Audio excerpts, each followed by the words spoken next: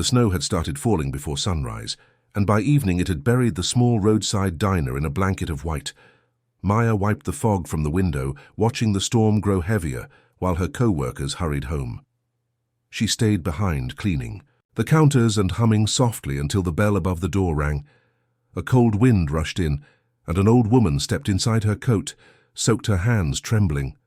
"Sorry, dear," she said. "I just need to warm up for a moment."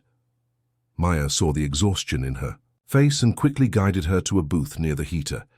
"Sit here, please. I'll bring you some soup." The old woman smiled weakly. "I have no money," she whispered. Maya shook her head. "You don't need any." The diner was empty now, lights dim and quiet except for the hum of the heater.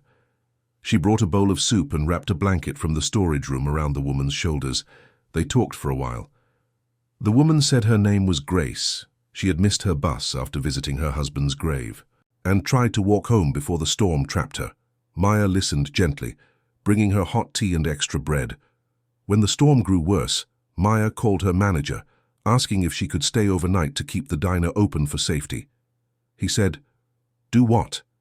You won't just lock up after?" She made a small bed in a booth for Grace, covering her with extra napkins for warmth, and stayed awake most of the night, refilling the coffee pot. When morning came, the snow had stopped, and the sunlight painted everything. Silver Grace was gone, but in her place on the table was a napkin with 4 words written in shaky handwriting: "Thank you for saving me." The morning rush began as usual, but Maya's mind stayed with the old woman. She kept looking at the empty booth, where Grace had sat half expecting her to return.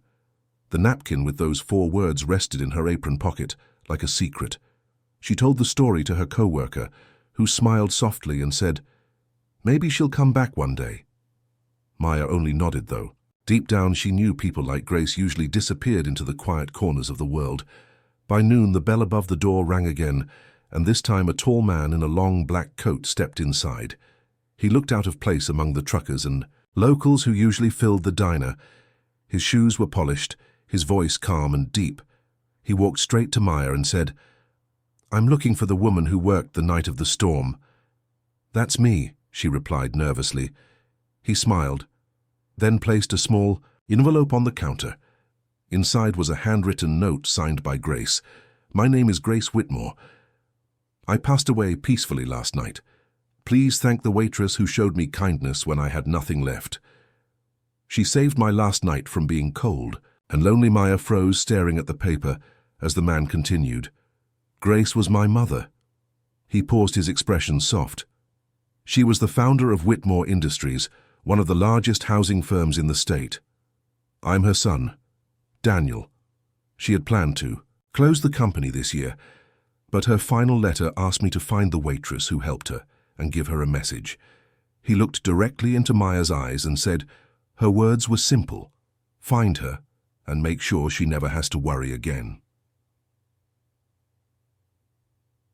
Though Dinah went silent. Even the sound of the coffee machine faded as Maya tried to process his words. She felt the napkin still in her pocket, her fingers trembling. Daniel placed a folder on the counter and said, "My mother left instructions for me to transfer ownership of a new community housing project to someone who showed her true humanity. She wanted it to go to you." Maya shook her head, unable to speak. "I don't understand.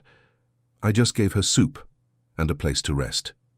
Daniel smiled gently. That was more than most people would have done when they thought no one was watching. He asked her to sit down and explained how his mother had spent her last years quietly observing the world she had once helped build. She had grown tired of business, meetings and luxury homes. She said she wanted to see kindness again.